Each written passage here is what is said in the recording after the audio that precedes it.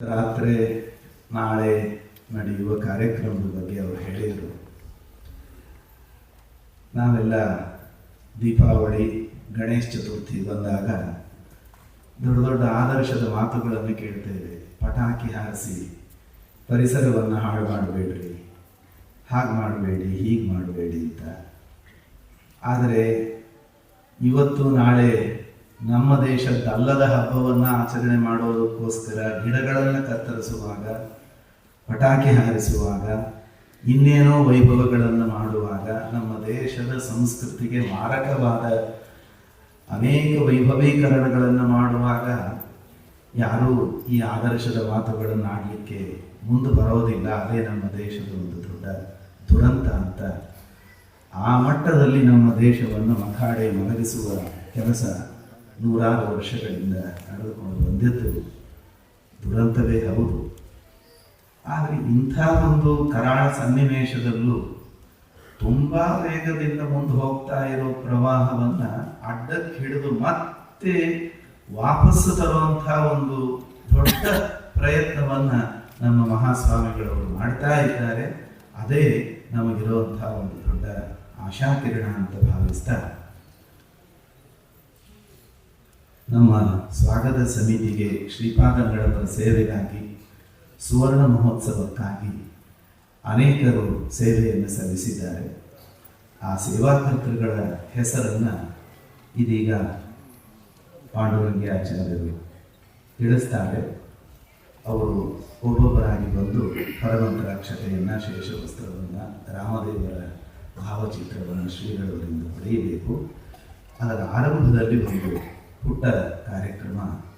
ನಮ್ಮ ಊರಿನ ಹಿರಿಯ ಖ್ಯಾತ ವಿದ್ವಾಂಸರು ಮಳಗಿ ವೇದವ್ಯಾಸಾಚಾರ್ಯರು, ಪ್ರಾತಸ್ಮರಣೀಯರಾದ ಸತ್ಯಧ್ಯಾನ ತೀರ್ಥ ಶ್ರೀಪಾದಂಗಳವರಲ್ಲಿ ಸಿದ್ಧರಾದ ಅಷ್ಟದಿಗ್ಗಜಗಳಲ್ಲಿ ಒಬ್ಬ ದಿಗ್ಗಜ ನಮ್ಮೂರಿನವರು ಅನ್ನೋದನ್ನು ನಾವು ಬಹಳ ಹೆಮ್ಮೆಯಿಂದ ಹೇಳ್ಕೊಳ್ಬೇಕಾದದ್ದು. ಅವರು ಕೊಟ್ಟ ಕೊಡುಗೆ ಶ್ರೀಮಠಕ್ಕೆ ಅನೇಕ ರೀತಿಯಿಂದ ಅನೇಕ ಜನ ವಿದ್ವಾಂಸರನ್ನು ಸಮಾಜಕ್ಕೆ ಅವರು ನಿರ್ಮಾಣ ಮಾಡಿ ಕೊಟ್ಟವರು. ಇವತ್ತು ಅವರ ಮೊಮ್ಮಕ್ಕಳಾದ ಶ್ರೀನಾಥಾಚಾರ್ಯ ಮಳಗಿಯವರು ಬೇರೆ ಬೇರೆ ಸಂದರ್ಭಗಳಲ್ಲಿ ಶ್ರೀಮಠಕ್ಕೆ, ಇಲ್ಲಿಯ ಉತ್ತರಾದಿ ಮಠಕ್ಕೆ ಪ್ರತಿ ಆರಾಧನೆಯಲ್ಲಿ ಅವರದ್ದೊಂದು ವಿಶೇಷವಾದ ಕೊಡುಗೆ ಇದ್ದೇ ಇರುತ್ತದೆ ಸೇವೆ. ಇದೀಗ ಸುವರ್ಣ ಮಹೋತ್ಸವದ ಈ ಒಂದು ಸಂದರ್ಭದಲ್ಲಿ ಪರಮ ಪೂಜ್ಯ ಶ್ರೀಪಾದಂಗಳವರಿಗೆ 5 ಲಕ್ಷ ರೂಪಾಯಿಯ ಒಂದು ಸೇವೆಯನ್ನು ಶ್ರೀಪಾದಂಗಳವರಿಗೆ ಸಮರ್ಪಣೆ ಮಾಡುತ್ತಿದ್ದಾರೆ. ಅದನ್ನು ಶ್ರೀಪಾದಂಗಳವರು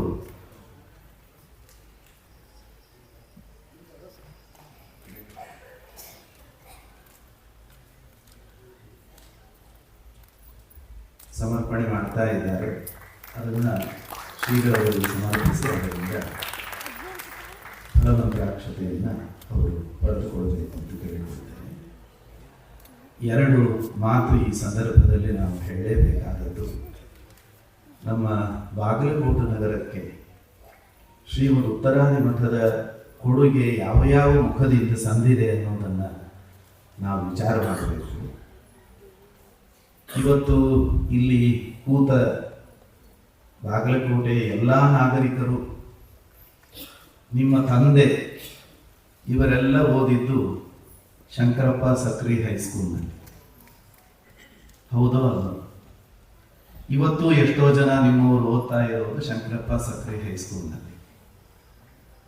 ಅದು ಶಂಕರಪ್ಪ ಸಕ್ರಿ ಹೈಸ್ಕೂಲ್ ಅಲ್ಲ, ನಿಜವಾಗಿ ಅದು ಸತ್ಯಧ್ಯಾನ ತೀರ್ಥರ ಹೈಸ್ಕೂಲ್. ನನಗೂ ಈ ವಿಷಯ ಗೊತ್ತಾದದ್ದು ಇವತ್ತೇ. ನಾನು ಅಲ್ಲಿ 1 ವರ್ಷ ಮಣ್ಣು ಹೊತ್ತಿದ್ದೀನಿ. ನಮ್ಮವರೆಲ್ಲ ಅಲ್ಲಿ ಅಧ್ಯಾಪಕರಾಗಿದ್ದರು, ನಮ್ಮ ಅಜ್ಜಂದರು.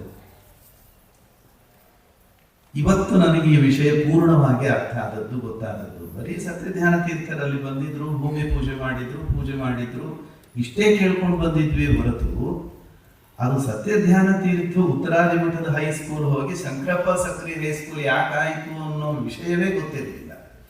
ಇದು ಗೊತ್ತು ಮಾಡಿದ್ದು ಕೂಡ ಮಾಧ್ವರಲ್ಲ, ಬ್ರಾಹ್ಮಣರೇ, ಬೇರೆ ವರ್ಗಕ್ಕೆ ಸೇರಿದವರು. ಅವರು ಈ ಇತಿಹಾಸವನ್ನು ಹೇಳಿದರು. ಏನಂದರೆ 100 ವರ್ಷಗಳ ಹಿಂದೆ ಈ ಶಂಕರಪ್ಪ ಸಕ್ರೆ ಹೈಸ್ಕೂಲಿಗೆ ಭೂಮಿ ಪೂಜೆ ಮಾಡಿ ಅದನ್ನು ಕಟ್ಟಡ ನಿರ್ಮಾಣ ಮಾಡಬೇಕಾದ ಪ್ರಸಂಗ ಬಂದಾಗ ಸತ್ಯಧ್ಯಾನ ತೀರ್ಥರಲ್ಲಿ ಭೂಮಿ ಪೂಜೆ ಮಾಡಿ ಪೂಜೆಯನ್ನು ಮೂಲರಾಮ ದಿಗ್ವಿಜಯರಾಮದೇವರ ಪೂಜೆಯನ್ನು ಮಾಡೋದರ ಜೊತೆಗೆ ಈ ಕಟ್ಟಡ ಚೆನ್ನಾಗಿ ನಡೆದು ಉತ್ತಮವಾದ ರೀತಿಯಲ್ಲಿ ಶಿಕ್ಷಣ ಸಂಸ್ಥೆ ನಮ್ಮ ಈ ಊರಿಗೆ ಆಗಲಿ ಅಂತ ಹೇಳಿ ತಮ್ಮ ಮಠದಲ್ಲಿದ್ದ ಬೆಳ್ಳಿ ಬಂಗಾರದ ಪಾತ್ರೆಯನ್ನು ಬಾಬುರಾವ್ ಶೇಟ್ಜಿಯವರಲ್ಲಿ ಒತ್ತೆ ಇಟ್ಟು 20,000 ರೂಪಾಯಿಯನ್ನ 100 ವರ್ಷಗಳ ಹಿಂದೆ ಸತ್ಯಧ್ಯಾನ ತೀರ್ಥ ಶ್ರೀಪಾದಂಗಳವರು ಕೊಟ್ಟರು. ಅದೇ ಸಮಯದಲ್ಲಿ ಶಂಕರಪ್ಪ ಸಕ್ರಿಯವರು ಕೂಡ 20,000 ರೂಪಾಯಿಯನ್ನ ಕೊಟ್ಟರು. ಹಾಗಿದ್ರೆ ಈಗ ಯಾರ ಹೆಸರು ಇಡಬೇಕು ಅಂತ ಕೊನೆಗೆ ಸ್ವಾಮಿಗಳ ಹತ್ರ ಬಂದು ಮುಖಂಡರು ಕೇಳಿದರಂತೆ, ಹೀಗಿದೆ ಸ್ವಾಮಿ, ಏನ್ ಮಾಡಬೇಕು ಅಂತ.